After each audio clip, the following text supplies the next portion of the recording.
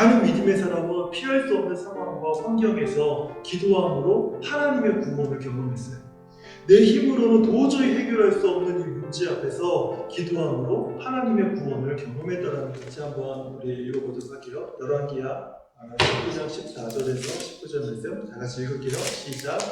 히스기야가 사자의 손에서 편지를 받아보고 여호와의 전에 나가서 그 편지를 여호와 앞에 펴놓고 그 앞에서 기도하여 가로되 그룹들 위에 계신 이스라엘 하나님 여호와여, 주는 천하 만국의 홀로 하나님이시라. 주께서 천지를 조성하셨나이다. 여호와여, 귀를 기울여 들으소서. 여호와여, 눈을 떠서 보시옵소서. 사내들이 사신 하나님을 회방하러 보낸 말을 들으시옵소서.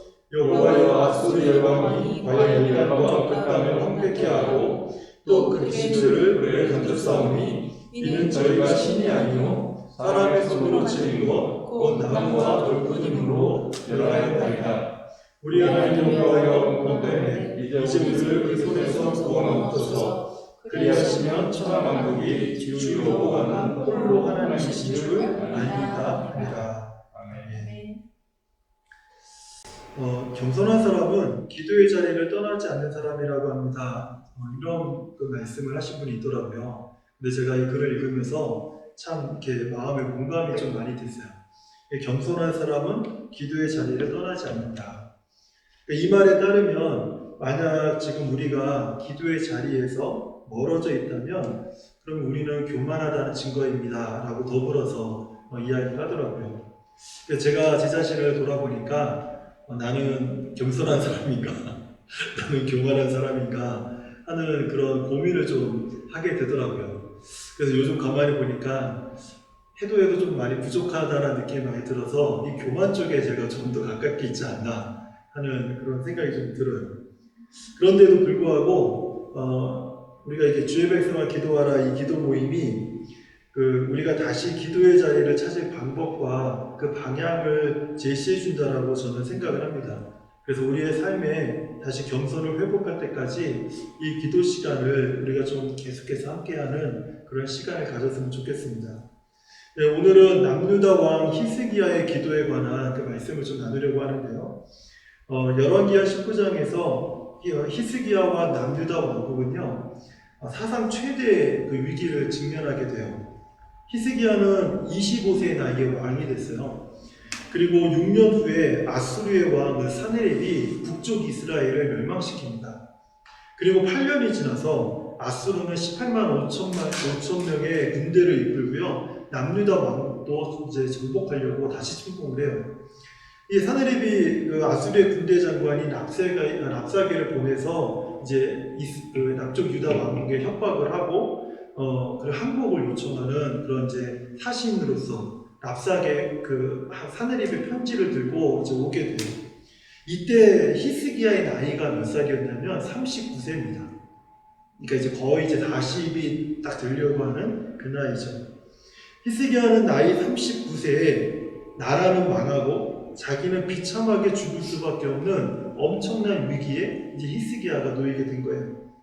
이 상황에 대해서 히스기야는요 이런 말을 남겼어요. 오늘은 곤란과 책벌과 능력의 날이라. 아이가 임산하였으나 해설할 힘이 없도다. 오늘은 곤란과 책벌과 능력의 날이다. 아이가 임산하였으나 해설할 힘이 없다. 이 해설할 힘이 없는 이 산모, 이 어린 산모의 가장 큰 비극이 뭐겠어요?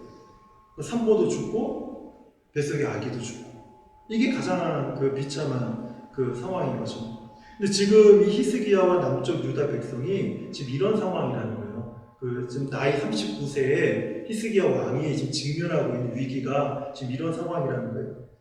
그래서 저는 이런 처참한 상황에 놓인 히스기야가 무엇을 했는지 한번 살펴보니까요. 세 가지 행동을 하더라고요. 이런 상황에서. 첫 번째는 히스기야는 백성들에게 침묵하라고 했습니다. 침묵. 열왕기하 18장 35절에 보면 아까 얘기했던 랍사게가 막 온갖 말로 이스라엘 백성들과 신하들과 히스기야를 조롱하고 막 협박하는 말을 해요.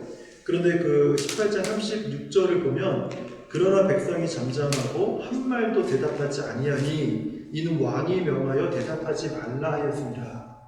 그러니까 아수르 군대 장관이 막 여러 말로 그 남쪽 유다의 약함을 비웃고요. 그리고 그 히스기야와 백성들의 여호와 신앙을 막 조롱하고요. 어떤 뭐 여러 가지 말로 유혹을 하더라도 백성들은 요동하지 말고 그리고 막 그 소란스럽게 떠들지 말라, 침묵하라 이렇게 이제 요청을 한 거예요.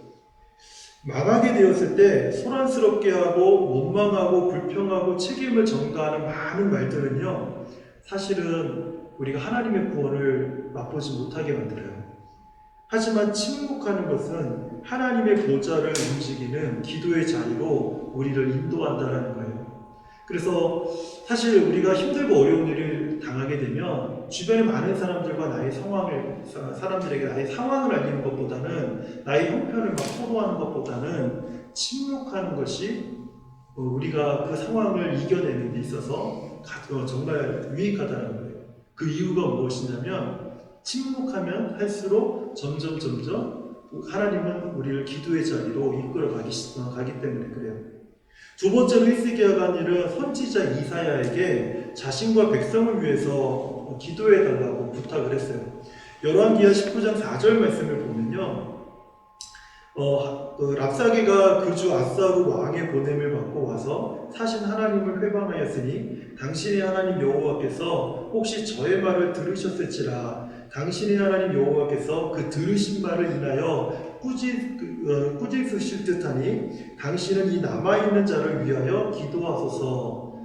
당신은 이 남아있는 자들을 위해서 기도하소서. 이렇게 이제 히스기야 왕이 그 당시에 선지자 이사야에게 이렇게 부탁을 합니다.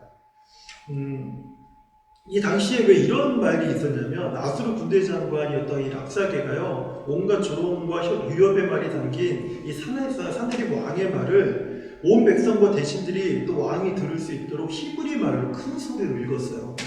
그런데 이 대신들이 뭐라고 했냐면 우리가 아람 말을 다 아니까 히브리 말로 말하지 말라 부탁을 해요. 백성들이 두려워할 것 같으니까. 그랬더니 랍사게가 이 말을 너희만 들어서 되지 않는다. 내가 히브리 말을 알기 때문에 너희 온 백성이 이 상황을 정확하게 직시해야 된다. 이렇게 얘기를 하면서 그 백성들에게 그 사내립의 글을 히브리 말로 큰 소리로 읽었던 거예요. 그러니까 히스기야는 이제 신하들을 이런 상황 후에 히스기야 왕이 신하들을 이사야 선지자에게 보내서 이 사실을 알리고 이렇게 부탁을 해요. 남아있는 자를 위해서 기도하소서. 여기 남아있는 자. 그 사람들을 위해서 기도해 주십시오. 근데 우리가 살면서 크고 작은 문제로 여러 위기와 힘든 일을 겪게 되잖아요. 근데 이런 시기에 함께 기도 제목을 나누고 함께 기도할 수 있는 사람이 있다는 것은요, 굉장히 큰 축복입니다. 오늘 우리가 이렇게 모여서 함께 이렇게 기도 모임을 가지는 이 주의 백성아 기도하라. 이 기도 모임에 사실 누가 관심을 갖겠어요? 이 모임에 누가 관심을 가지고 누가 이 기도 모임을 주목하겠어요? 만약 이 기도 모임이 세상이 주목할 만한 모임이라고 한다면 아마 지금 이 자리에 수많은 사람들이 모여 있을 것입니다. 그리고 너도 나도 막 얼굴을 드러내려고 난리를 칠 거예요. 하지만 우리가 인위적으로 세상이 주목할 만한 기도 모임을 만든다면요, 그 기도 모임에는 하나님이 거기 계시지 않는다는 거예요. 기도는 세상을 주목하게 만드는 것이 아니라 하나님께서 주목하시도록 만드는 것이 기도라는 거죠. 그렇기 때문에 기도하는 모임은요, 세상은 별 관심이 없습니다. 하지만 하나님은 관심이 있어요. 세상은 주목하지 않지만 하나님은 그 기도 모임에 주목하신다는 거예요. 우리 주위에 만약에 작은 어떤 기도 모임에 그 집사님들이 참여하고 계신다면요, 저는요 적극 권장합니다. 꼭 교회 기도 모임이 아니어도 건전한 기도 모임이라면 이상한 데 가지 마시고 근데 건전한 기도 모임이라면 저 적극 권장해요. 그리고 거기에 다른 목사님이 오셔서 인도하시던 뭐 하시던 그 얼마든지 가시라는 거예요. 왜냐하면 그런 기도 모임에 우리가 게으르지 않고 참여한다면요, 거기서부터 우리는요 내 삶의 기도 동역자를 우리가 만날 수 있다는 거예요. 내가 기도 동역자가 되어주고 또 다른 기도 동역자들을 우리가 얻게 된다는 거죠. 이거 굉장히 중요하다는 거예요. 그리고 마지막으로 이제 히스기야가 성전에서 아수르 왕 사네립의 서신을 펴놓고 무엇을 했냐면 이제 본인이 기도를 해요. 본인이.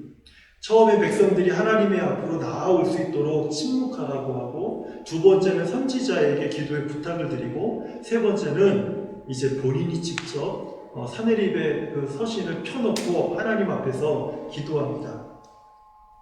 나라가 망하고 자기는 죽을 수밖에 없는 이 상황에서, 그리고 이 환경, 이 문제에서 히스기야가 하나님, 나를 구원해 주십시오. 나를 구원해 주십시오. 우리를 구원해 주십시오. 이 백성을 구원해 주십시오. 이 나라를 구원해 주십시오라고 이 히스기야가 기도를 해요.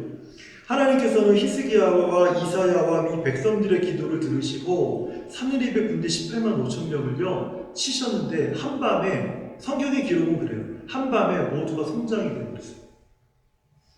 그 다음날 아침에 일어나니까 18만 5천 명이 그 자리에서 다 죽어있는 거예요. 승리했죠. 누가 승리했습니까? 히스기야가 승리한 것이 아니에요. 기도하는 사람들이 승리한 것이 아니에요. 이 승리는요 하나님의 것이에요. 하나님이 승리하셨죠. 그러면 이 승리의 기쁨은 누가 누렸습니까? 히스기야와 그의 백성들이. 하나님이 승리하신 이 기쁨을 그들이 다 누리게 됐던 거예요. 하나님의 구원은요 결코 우리 죄와 영혼만을 구원하는 것이 아닙니다. 이것은 굉장히 중요한 것이죠. 이것은 굉장히 중요한 것이지만, 하나님이 우리를 구원하신다 했을 때는 결코 그 죄에 대해서, 우리 영혼에 대해서만 구원하시는 것이 아니라는 거예요. 많은 믿음의 사람은 피할 수 없는 상황과 환경에서 기도함으로 하나님의 구원을 경험했어요. 내 힘으로는 도저히 해결할 수 없는 이 문제 앞에서 기도함으로 하나님의 구원을 경험했다라는 거예요. 오늘 저는 우리가 기도함으로 모든 문제에서 우리를 건지시는 이 놀라운 하나님의 구원을 우리가 맛보기를 원합니다.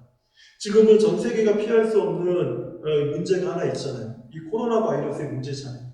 주의 백성아 기도하라, 이 기도 모임은요 이 문제를 위해서 함께 기도하려고 하는 그 마음으로 시작된 기도 모임입니다. 제가 이 코로나 시기가 장기화하면서 제가 깨달은 것이 한 가지가 있어요. 무엇이냐면, 나부터 좀 느슨해져 가고 있다. 나부터. 그러면서 마음속에 어떤 생각이 들었냐면, 이 느슨해져서는 안 되겠는데? 라는 생각이 드는 거예요. 저희는 금요일마다 그 미국에 이제 아내하고 또 저희가 줌으로 만나서 이제 금요일날 또 사마리 앉아서 월요일날도 오랬다가 다시 이제 금요일날로 왔는데, 그 저녁에 시간을 정해놓고 저희 가족이 다 기도를 해요. 매주마다. 그런데 어저께 저희가 하는 것을 보니까 나뿐만 아니라 다 느슨해져 있는 느낌이 딱 드는 거예요. 그래서 제가 어제 깨달은 게 한 가지가 있어요. 느슨해져서는 안 되겠다. 그래서 좀 더 타이트하게 긴장감을 좀 주지 말고 정말 하나님 앞에 이게 간절히 기도해야겠다 하는 그런 생각이 들었어요. 오늘도 우리가 주님을 의지하면서 주의 백성아 기도하라, 이 기도 모임을 우리가 힘있게 우리가 기도할 때, 저는 마침내는 하나님께서 우리에게 구원과 그 승리의 기쁨을 우리가 함께 주시는